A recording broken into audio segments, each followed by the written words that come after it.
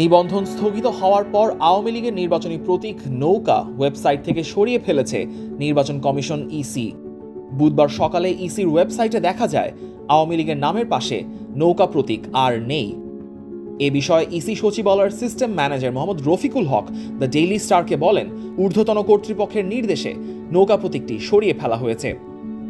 গত 12 জুলাই জাতীয় নাগরিক পার্টি এনসিপির একটি প্রতিনিধি দল সিইসির সঙ্গে বৈঠক করেন।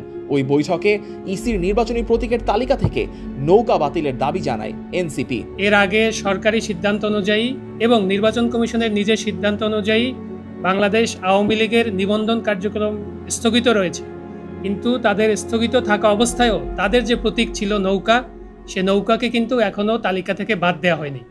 এদিকে মঙ্গলবার রাতে এক ফেসবুক পোস্টে স্থানীয় সরকার উপদেষ্টা আসিফ মাহমুদ সজীব ভুঁইয়া ইসির সমালোচনা করেন।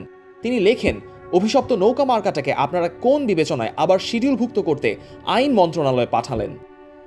গত 12 জুলাই সন্ধ্যায় নির্বাচন কমিশনার আব্দুল রহমানেল মাসউদ সাংবাদিকদের বলেছিলেন, আওয়ামী লীগের নিবন্ধন স্থগিত থাকলেও নির্বাচন কমিশনের প্রতীক তালিকায় নৌকা থাকবে।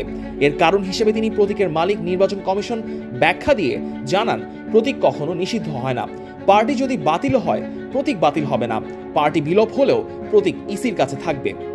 বর্তমানে দেশে নিবন্ধিত রাজনৈতিক দলের সংখ্যা 50টি। এসব রাজনৈতিক দলগুলোর জন্য ইসির তফসিলভুক্ত প্রতীকের সংখ্যা 69টি। সম্প্রতি ইসি এই সংখ্যা বাড়িয়ে 115টি করে আইন মন্ত্রণালয়ে ভেটিং এর জন্য পাঠিয়েছে। এই ঈদে জামা জুতো অ্যাক্সেসরিজের ডিসকাউন্ট